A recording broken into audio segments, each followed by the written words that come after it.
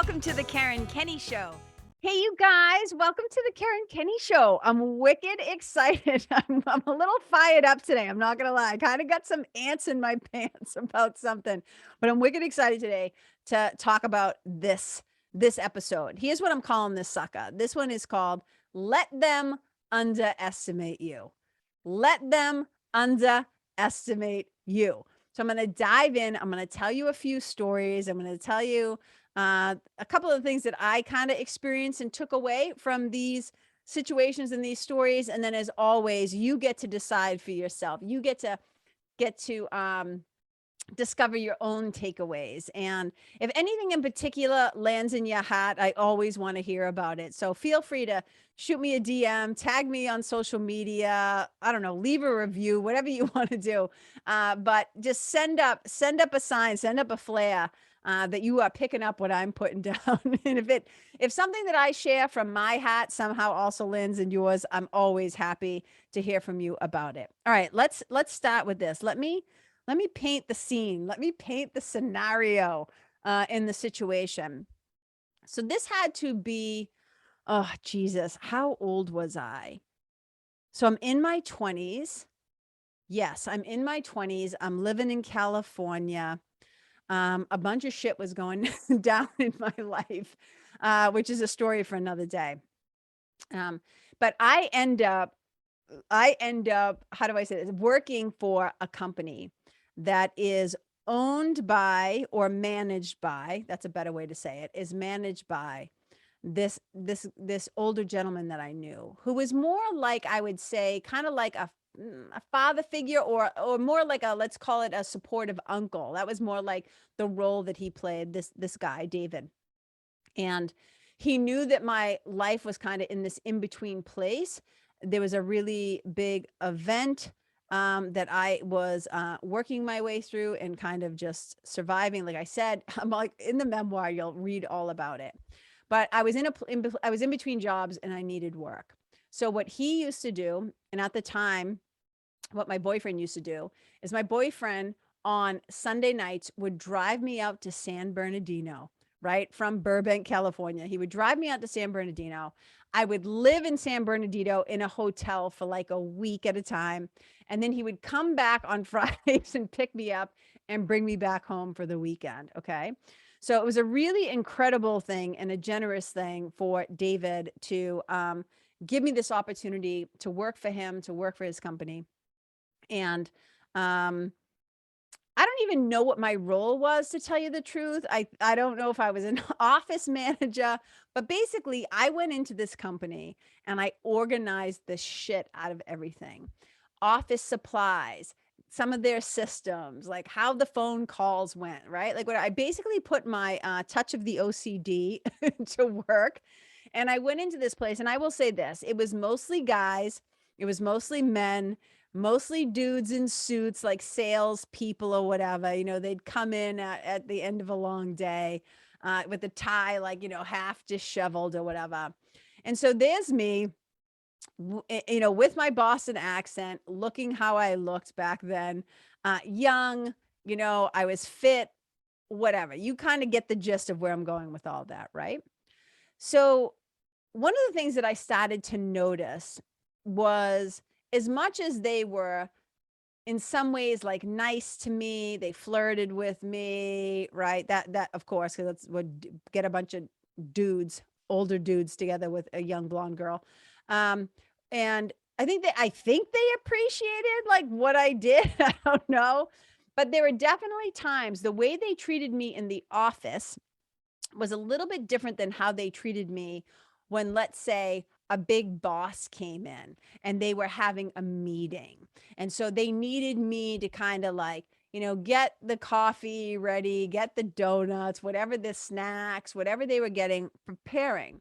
So the way that they talked to me on the floor when it was just one-to-one or whatever was a little bit different than how they would treat me sometimes when they all gathered together as a group and everybody wanted to look, what I'm trying not to be totally vulgar, but I often say, you know, trying to prove who was the biggest man in the room, right? Everybody had to be cool and smart and, sarcastic and powerful or whatever the bullshit that was going on in their heads.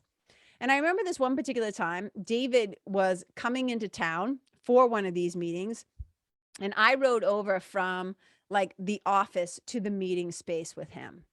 And he walked into the meeting space, like just imagine it, the executive, like big oval table, and everybody's sitting around it, and everybody's trying to be the fucking smartest guy in the room. So I go in, I do what I'm there to do. I set things up. I make sure they have their copies, the handouts, the printouts, whatever they needed to do. And a few things were just kind of said to me. The way that they treated me, it was more like they treated me as almost like a piece of meat or something to ogle at or whatever. Let's just say it didn't feel super respectful. And it got exasperating and really, really fucking annoying after a certain amount of time. Here's the thing. The meeting ends. I'm just trying to give you the backstory, right? So you can get the power of what was said to me. So what's about to be said to me. So after this meeting, I get back on the elevator with David. David was a very kind of like calm and quiet, just so you can imagine him. He had like red hair and a red mustache. He reminds me of the neighbor on The Simpsons. Remember the neighbor on The Simpsons that was really like, I want to say his name was Ned, but he was just really like kind of sweet and soft spoken or whatever, right? So, but David's one of like the head bosses, right? So he gets on the elevator first. I get on the elevator second. I'll never forget what I was wearing. I was wearing like this little red skirt and this white button-down shirt and the red vest, like trying to look all, like, I don't know, looking professional, whatever. I had little heels on, the whole shebang, if you can imagine this. And get on the elevator. I turn around to face the door and my shoulders just slumped down and I just let out the biggest sigh, just like the biggest sigh. Because, and it wasn't for show, it wasn't for drama. It was just a natural, honest response of how exhausting it can be sometimes to be a woman in the world, right? And David just simply like, he's like, hey, and I look over and he's smiling. And I'm thinking, how can this dude be smiling? I know this person like likes me, loves me, cares about me, whatever. I know he's not blind and deaf. I know he was just in that room and that he heard and saw what I heard and saw. He can't obviously feel exactly what I felt because he's not me. But this is what he said. I look over him and he's smiling. And I was like, what? Like, why are you smiling? And he said these words to me. And clearly I've never forgotten them or this moment because I wouldn't be telling you about it now. This is what he said to me. He said, let them underestimate you. And I said, what? And he said, let them underestimate you. And in that moment, it was kind of like almost like this Rocky moment for me. I know I talk about Rocky a lot. It is a theme. It's a continuing theme in my life because it's the combination of the grit of where he came from, the desire to want to be better, the rise, right? Like the whole thing, and the fact that you like he just kept getting Apollo Creed just kept like beating him down, and he kept getting up and he kept getting up. So inside I kind of felt like if there could have been like theme music, if there could have been like, like Rocky theme music that came up into the music on the elevator right then. Can you imagine? That would have been epic. But anyways, but inside I just kind of felt like something open up in my heart, in my chest, like in my throat. And what he was trying to say to me is that he saw me. David saw me. He knew who I was. He knew the capacity of my brain. He knew my mind. He knew my worth. He knew my value. Like, he's like, and he didn't swear. He wasn't that guy. But in my head, like if I had been saying it, it was almost like he was like, let these motherfuckers, let these fucking clowns underestimate you, because we both know exactly like who you are, that type of a thing, right? So that was kind of like my rocky moment. And what I realized is that this kind of thing had been happening to, obviously not just me, like people of color, anybody who was considered, different or other or whatever. We have been feeling underestimated by old white dudes for like a wicked long time, right? So it was a really powerful moment for me, and I really took it to heart, and I'd never forgotten it. There's a reason why I'm telling you this, is that there are just going to be times when people do it to me also. I could tell you so many stories about people who think that I'm stupid because of my accent. People who think that I'm stupid sometimes because of the way that I talk. And it's to my advantage sometimes. I'm like, "Oh, let these people. They have no idea. They have no idea who I am, what I'm capable of," right? And I'm like, "That's okay. I don't need every knucklehead in the world to like get it or get me." But let me fast forward to a couple of days ago, and why I think it's important that I'm going to preface this story with like what David did for me then. And one of the things that I love to do is to cheerlead people, to champion people, to build people up, to see people, to witness people, to bear witness to people, to recognize them and to let them know that I see them. So much of the work that I do is built around this principle of championing what is true, what is divine, what is beautiful and brilliant in others. And also, a small part of my job as well is to also recognize, I always say, the brilliance and the bullshit, right? The brilliance and the beautifulness and the blind spots, right? That's part of the job too. But really lifting people up is one of the things that just lights me up so much. So scenario number 2. Okay. So the other day I go into the post office. I have to mail something, so I'm in line. And there's like 3 people who are working their stations, like postal work is. There's a guy to the left. There is an African American or a Black woman in front of me. And then to the right of her, there is a white woman. Okay. I'm next in line. I get called forward. And so I go to the window right in front of me. That's the one that's open. That's the one that she calls forward. And it's the Black woman. She has, and I'm just going to kind of describe the scenario, because the descriptions in these cases are important. They add meaning and texture to the story. Okay. So she's a Black woman. She has really long, like plaited braids, and she's wearing like a bandana kerchief, like how my mom used to wear it back in the 70s. And it looks so cute. She has a beautiful smile and she's lovely. And I walk up to the window and she says, "Can I help you?" And I say, "Yeah, I need to mail this. I just want to make sure that I know that they got it." And, she's being really helpful. Now, while our interaction is going on, off to my right, I see this tall, older, like white haired, heavy white dude with a goatee, with his Tommy Bahama friggin' shirt and his sandals and like whatever happening, the action that's happening over here. And he steps up to the window and he says, "Can I get a couple of books of these such and such stamps?" I don't hear what stamps they are. Now, the woman who is waiting on me overhears his question, and she politely and innocently says to her coworker, the other woman, "I think we're out of those." Now, the other woman, the white chick, looks at her and says, "Huh, really?" And as soon as she says that, I see the face of the woman who is waiting on me kind of change. And then she kind of just like shrugs her shoulders and puts her hands up like, like if you could see me right now, I'm shrugging my shoulders, I'm putting my hands up like, okay, whatever, not sarcastic, just like kind of resigning herself to being questioned. The white chick says, "Well, I'm going to go in the back and see if they're out." And she's going to go check, quote unquote, check.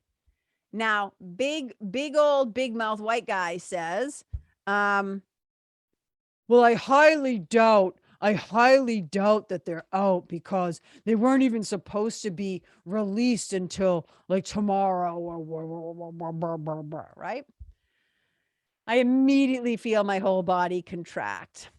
And I'm really like, this is when Vikki with 2Ks from Lawrence like steps forward, really steps forward, you know, if we're talking about the different parts of myself. So this part of myself is definitely like the protector. She doesn't want to just protect me though. She kind of wants to protect everybody and everything. And so as soon as I hear this buffoon next to me say this, I really start to see what's happening. I see the dynamic at play. I see the power dynamic, and I have not been, I cannot put myself in this other person's shoes, right? But what I can do is be empathetic enough to recognize very clearly what's happening. Oh, I highly doubt that they're out of them, right? And I look at this woman's face, and I just see her again. It's just like this, like, I just wanna like, Vikki with 2Ks just is like, give me the mic. I've got something to say. And I'm just like breathing. I'm doing my breathing. I'm like, just shut your mouth. Don't make it worse. Like, just pause, right? So all of a sudden the chick comes back from the back looking for the stamps. And she's like, huh, we were out of them. And it gets kind of quiet. And that's when Vikki like just runs forward. And all of a sudden I just go like this, like loud, because I wanted him to hear me. Right. And I go, looks like you were right, huh? So like, it looks like you were right, talking to the woman who's waiting on me. And I just kind of look over at the guy and then back at her. And she says to me, the woman who's waiting on me says to me, she's a beautiful accent. She's so soft spoken. She's just like so sweet. And she says to me, I said, looks like you were right. And she says to me, but nobody ever believes me. And I just felt my heart like it just contracted. And she said, and I said, well, I believe you. And she says, but nobody ever listens to me. And I said, I'm listening to you right now. And I said, just so we're clear, I go, just so you, and I'm kind of like doing this thing. I go, just so you and I are clear. I see, and I kind of like go like this with my hand. Like I make this gesture with my hand towards like the guy. I go, I see exactly what's happening here right now. I go, I see exactly what's happening here right now. I said it twice. I go, because this kind of shit has happened to me my whole life. And I lean over. So there's plexiglass between us, right? So I lean off to the left, I lean off to the side, and she sees what I'm doing. So she leans over and I say to her, let them underestimate you. And I just see like her, you know, she just kind of like smirked. And I said, let them underestimate you. And I repeat again, I've been being underestimated my whole life. And I said, they don't know you. And she says to me, you know, now we're just starting to have this back and forth exchange. I'm going to try to remember it to the best of my ability, but this is the gist of it. She said to me, it has taken me a really long time to become me, to be me, to love me, to like myself, and to stand up for myself. And I said, and she's like, but they don't listen to me. So I just decide to be quiet.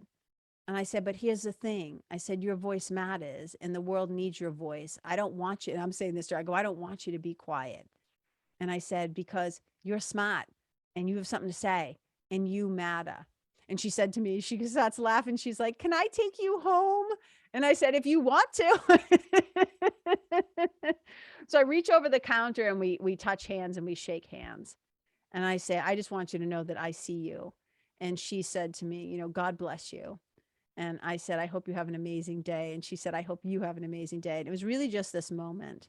And it made me so grateful for David in that moment, for being the wise soul that he was, for being the loving, compassionate soul that he was, for bearing witness to me and reflecting it back to me and not letting me just feel crazy about the fact that, you know, these kinds of little, you know, I don't know, what do we want to call them? These digs, these biases, these stupid things that people say, whether they're trying to like stroke their ego or be more important than they are through through belittling or tearing other people down or questioning them or whatever the deal is. I have no idea what goes on in the minds of a lot of people, but I could not let that go by on my watch. That's just one of those things. Like I always say, like, there's this funny meme of like a person saying, I don't know if they're standing near a cage or they're at the zoo or a wild animal. I can't remember the visual, but I remember the words, and it says, I just know that I'm going to die trying to pet something I shouldn't. And it always makes me laugh. And sometimes I just think like, I'm often, there are just going to be times when I'm not going to be able to keep my big mouth shut. And I often think about my mom, and I think about the fact that, her saying no to a man, I can only imagine, or whatever, quote unquote, whatever she said to a man, but I know at least part of it was no, cost her life. And even knowing that, I don't know, man, there's just something in me, and I get emotional when I think about this, and it's one of the reasons why I'm vegan. Is that I just cannot stand by and just participate in the brutality and the torture and the rape and the murder and the suffering of other beings, and I certainly don't want to stand around and watch people do it with their words to other human beings. So that was story number 2. And I was just so happy and grateful. And I'm back. I kind of went around the block there, but I was just so happy and grateful to David for having done that for me, because I think it's one of the things that I love to also do to other people, for other people. Not that they need me, not that I'm a savior or I'm rescuing anybody or whatever. People can also, they can stand up for themselves. That's not what I'm saying.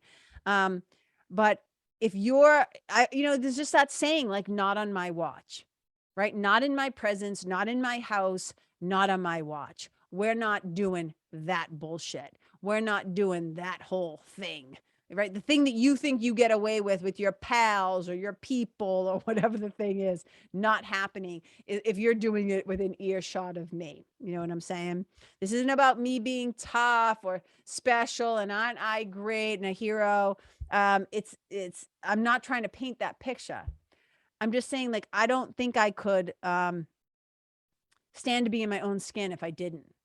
I don't, that old saying, I don't know if I could look myself in the mirror. I don't know. I feel like I would lose a little bit of my own self-integrity. It would be like, death by as my sweetie always says to me, death by 1,000 paper cuts, But this is leading me to story number 3, which is right after the post office, I went to Target. Oh my God. So I'm in Target and I wanted to try on these shorts. And the shorts actually, funnily enough, were for my sweetie. But I wanted to try them on so we could see the length of them and give me the thumbs up or thumbs no about buying them. So I'm waiting to go into the dressing room. The dressing room is wicked busy. There's an older woman who is like down on the other side, like cleaning out the things, because now they wipe down the dressing rooms in between people. So the store's wicked busy. There's another young girl like right at the desk, and she's got a huge pile of clothes that she's trying to like re-rack, rehang, put back, because let's be honest, people are kind of slobs, right? Not all people, but a lot of them. So she's trying to do her job and put all these things, and she sees me waiting to come into the dressing room, and she's a little frazzled, and she's just like, oh, 1 second, I'll be, and I said, yeah, take your time, I'm not in a rush, whatever, and as this happens right in front of me, coming out of the one of the fitting rooms, and it's one of the larger fitting rooms, comes this chick. Now, if I had to guess her age, I would say she's somewhere in her 30s. She's short. She has like long dark hair, white girl, whatever. Her name's probably, I shouldn't do that. I'm not going to be, it's like people calling people Karens. I don't know what her name was. I could have guessed though. Okay. I would have guessed it was one of these.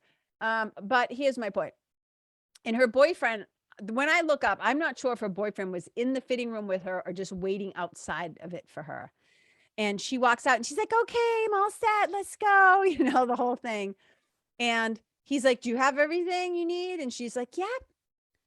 Now I see the young girl who has to go in to check on the dressing room before I can go in, and then has to wipe it down or whatever. And I can tell just by the look on her face that I know exactly what this girl did, because one of my first jobs when I was a kid is I worked at Sears at the Methuen Mall. And people used to leave the dressing rooms a shit show. So I can just tell immediately from her body language, from her energy, from the slump of her shoulders, that she goes in on the heels of this girl, and there's a bunch of stuff still in there. And I guarantee you it's probably not even hung up or back on the hangers or whatever. So she turns around and says to the girl, and it wasn't sarcastic. It was an honest and transparent question. Maybe there was an undertone of like, it wasn't in the tone of her voice, but the energy, I think she was feeling a little exasperated. And she basically just said to her, "So do you have everything?" And she's like, "Yep, all set. Everything I'm keeping." And she walks away. And I'm thinking, like, if you could see me right now, I'm just like putting my fingers on my eyebrows and just like in exasperation, just like hands on my face, like, oh my God. Here's the thing, couple of things. Well, let me finish the story and then I'll go into the lesson for me. So the girl is just, I can just tell she's just like, oh my God. Because now she's got to clean up after this girl like she's some sort of a servant, right? The woman down the hall, one of the places opens up, one of the other rooms opens up. The woman goes in, she had wiped it down, and she sees me and she's like, "Okay, sweetheart, you can come down here."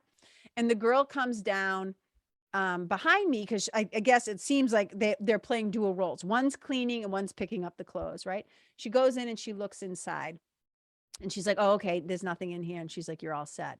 And I just want to acknowledge her, right? So I say to her, "Hey." And she looks up, I go, "I thought you were supposed to take the shit out of the room that you don't want and put it on the desk." And she makes this face where she kind of smirks and does what I call kind of like a slow blink. I do this thing called the slow blink. So I recognize it in other people. And she's like, "Mm-hmm, mm-hmm." And she kind of like nods her head. And so I'm just like, "Ah, people, huh?" And she's like, "Yeah." And like, she goes back to the desk. So we have this little interaction. And again, I'm just trying to communicate. I see you. I hear you. I feel you. And in my own way, energetically from my heart, I'm sorry you have to put up with this shit, right? So I go back, I try on the shorts, do the whole thing. I go back out, and as I'm leaving, she's like, "Are you all set?" And I said, "Yeah," because I rehang everything. That I'm going to continue with that in a minute. I hand her back the clothes that I don't want. And I'm like, "Do you want me to put these back?" Because I know exactly where they go. I'm like, "Do you want me to put these back out here?" And she's like, "No, no, no, that's okay." And she's like, "Thank you so much." You can just hear it in her voice. She's like, "Thank you so much. I hope you have a great day." I'm like, "I hope you have a great day too." And I just want to like turn around, but I'm like, it's not my job to apologize. I haven't done anything, but sometimes I feel like I need to apologize on the behalf of my fellow brothers and sisters for being knuckleheads. Here's my point. There are just some people in the world who act incredibly entitled, like other people's job. Like, here's the thing. I'm the kind of person who cleans up after myself even when I'm staying in a hotel. It's not because I'm neurotic. I mean, some people might say that. It's not because whatever. It's because, you know why? Because I used to work in the hotel industry. I used to be a concierge, but I had a lot of friends who worked in housekeeping. And I used to talk to them sometimes as they were like, doing their job. I'd be coming down the hall, I'd stick my head in the room. "Hey, what's going on?" I would see how filthy and disgusting human beings could be in the state of the rooms that they would leave them in, because they have this mentality of, this is somebody else's job, so I can leave it a total shit show mess if I want to. Now, I get it. Some people feel like this is their job. I should be able to just relax. I don't have to clean up after myself. But you don't have to leave it disgusting either. You don't have to make other people's jobs harder. It would take you maybe an extra minute or two in that dressing room to put the things back on the hanger the right way, to zip it up, right? To not leave it crooked or not on the floor or not on the chair or the bench. It's like this thing where some people, And I often think like, did your parents just follow around behind you, picking your shit up off the floor? Did nobody ever teach you any self-respect? Did nobody ever teach you respect for like other people? And I know maybe it sounds like I'm being a little harsh, but you guys, there's this thing that's kind of happening in the world where it's really easy when there's a lot of division and a lot of us versus them and a lot of what we're all kind of feeling right now in the world, this sense of separation, right? From each other, political parties, like choices that are being made that aren't really people taking away choices, all these things, right? That we can really not only feel separated from each other, but we sometimes start to get separated from our true or higher selves if we are not doing personal development and spiritual transformational work. If we are not doing the spiritual work, if we are not self-assessing, if we are not paying attention, if we are not looking within and looking without at how we're showing up and how we're talking to people and how we're treating people, at the end of this show, I always say pretty much the same thing. Wherever you go, may you leave the people, the place, the animals, the environment, and yourself better than how you found it.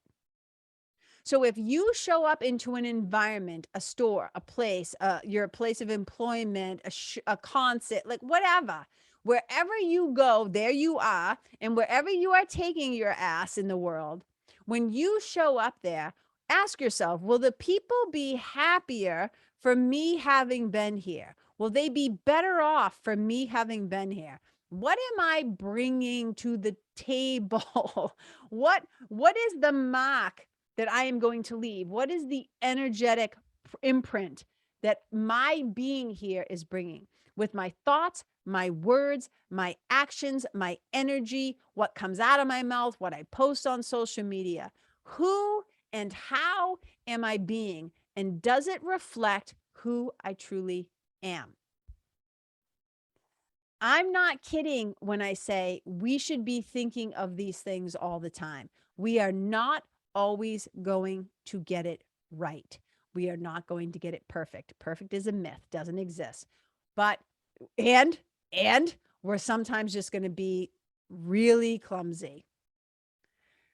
It comes with the territory. We are spiritual beings having a very human experience. And sometimes, unfortunately, we misspeak. We aren't aware. We say stupid things. We are, quote unquote, we trespass, right? We are clumsy. But man, let me tell you this. When you take the time to make your spiritual work a priority, when you take the time to make your personal development, which to me, call it whatever you want to call it, personal development, mindset, transformational work, to me, it's all spiritual work. If you're not making that a priority in your life, then I'm like, I don't even know at this day and age, right? It's not about quote unquote fixing you or it's not always even about like gotta get better. It's about remembering who you truly are and trying to shine that light of love of who you truly are through you, around you, in your path, in front, behind, left and right, above, below. Like when you come into contact with other human beings, it is an opportunity for like a quote unquote holy instant. It's an opportunity for love to be present.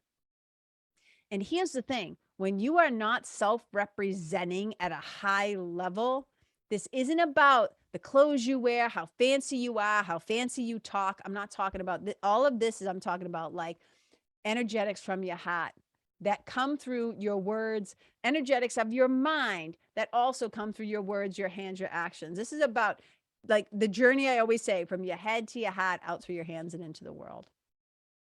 Because what I'm seeing all the time, and again, I'm not saying I'm perfect, not saying I don't sometimes screw it up, but for the love of Jesus Christ on a cracker, I hope that I am self-aware enough to recognize when I have misspoken, if I have been impatient or unkind or worded something in a way that could be, that was taken the wrong way. Here's the other thing.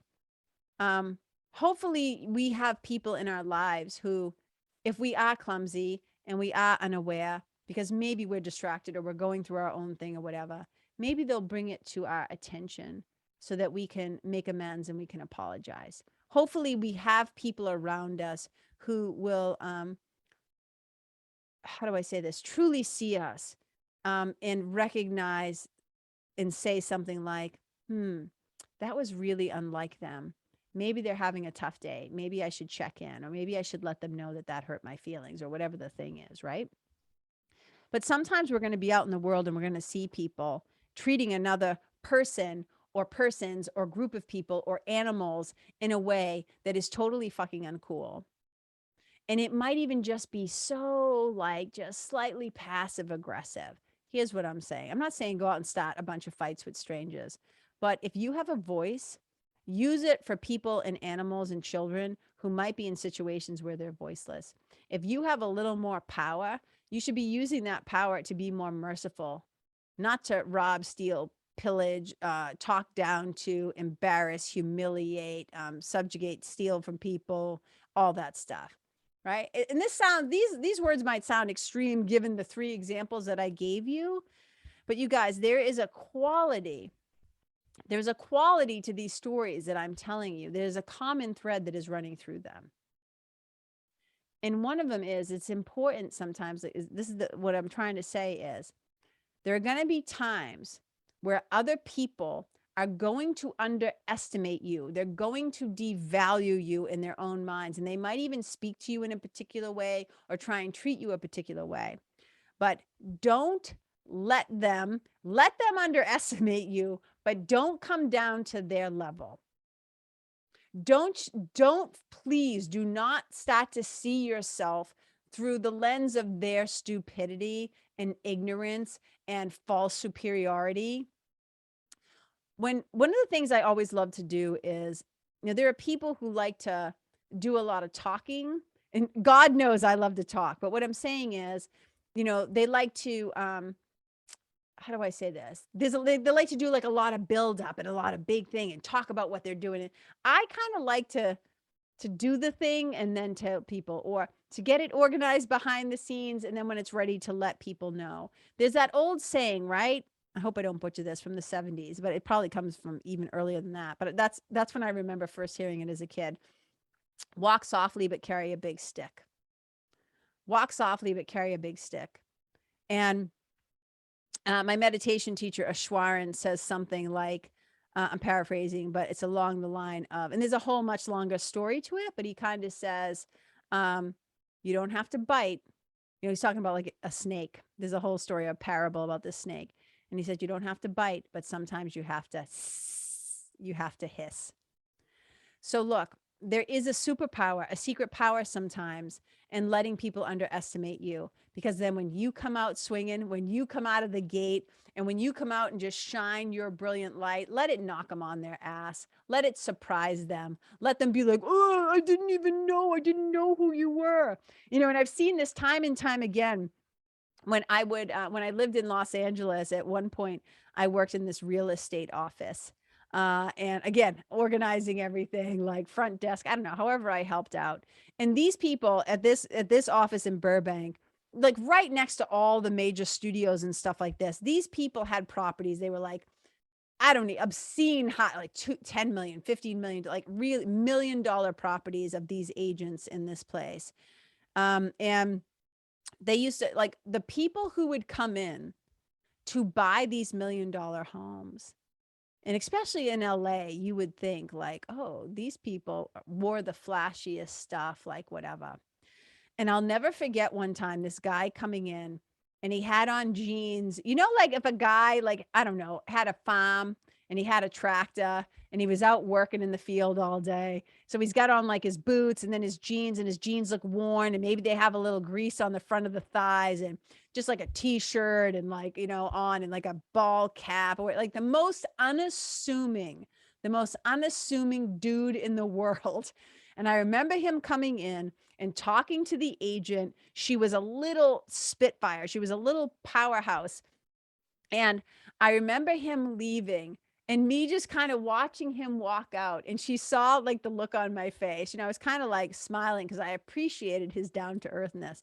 And she said to me, "This looks can be deceiving, huh?" And I was like, "What?" She goes, "That guy is a billionaire."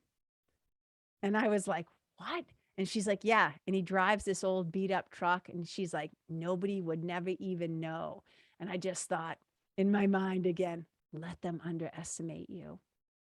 You have your own superpowers. You have your own secret powers. You have your own brilliance and light and love. And just because other people don't see it, or they're threatened by it, or they're insecure by it, or they're afraid of it, or they don't want to acknowledge it because they're afraid that if they give you too much airtime, if they give you the mic, if they give you the power, that they're going to be out, whatever the scenario is, right? You don't have to think anything less than yourself. Just think of that scene in Rocky when Apollo thought that he had won the fight and he had knocked Rocky on his ass. And you can just go find that scene online. Google that shit, YouTube it, and you'll see that scene where Rocky is down for the count and Apollo turns around. I think he might have even lifted his arms and he thinks, "I won this thing." And Rocky gets back up and Apollo turns around and you just see the look on his face and he's just like, "Oh my God, why won't this guy just stay down?" Because everybody underestimated the Rock. Everybody underestimated the champ. So we all have a little Rocky in us, but here's the deal. I see you. I hear you. I celebrate you. I'm cheering you on. I'm in your corner. So if nobody else has told you today, right, just know that you've at least got me. You've got one person who is celebrating you. And here's the thing. Let those motherfuckers underestimate you, because we both know exactly who you are and to whom you belong and how powerful and brilliant you really are. All right. So that's my love note from my heart to your heart, you guys. So thank you so much for listening. I also have, I'll be talking about it in the next couple of weeks too, how I'm going to be offering, I'm putting together, I'm just letting you know, because now's the time. It's been I've been talking about it for 8 months, dreaming on it for 8 months, thinking about it, but there's a new thing that I'm putting together that I'm really excited about. And so I'll be announcing that soon. And if you want to know what I'm up to, if you want to get on my list so that you are the first to know about my shenanigans, my events, whatever I got going on, ways to work with me, whatever, you can just go to karenkenney.com/sign up. And you will get on my list to find out. I don't know, you guys. I hope this episode was helpful in some way. I hope it landed in your heart in some way. I hope that there's something that you can take away from this. And just, as always, wherever you go, may you leave the people, the place, the animals, the environment, and yourself better than how you first found them. Wherever you go, may you be a blessing. Bye. Hey, you guys, thank you so much for tuning in to this episode of the Karen Kenney Show. I super duper appreciate your time, friendship, and support. And look, if something that I shared from my heart today somehow landed in yours, I'd love to hear about it. So please tag me on Facebook or Instagram or IG stories or wherever the cool kids are hanging out these days, and let me know what your favorite part was or what you found most helpful. You can find me over at Karen Kenney Live. That's Karen, KenneYlive. And if you're digging what I'm saying and you want to hear more, I'd be wicked grateful if you could go to iTunes and subscribe and leave a review, because you guys, that's how you'll help me to keep spreading the love. And if you can think of someone that could benefit from hearing this episode, please share it with them. I'd also love to stay connected with you. So if the feeling is mutual, please go to KarenKenney.com/freebie and download my free guide to building your spiritual team. Until next time, my brothers and sisters, keep living in the fearless flow. Know that I see you, I appreciate you, and I love you. And wherever you go, may you be a blessing.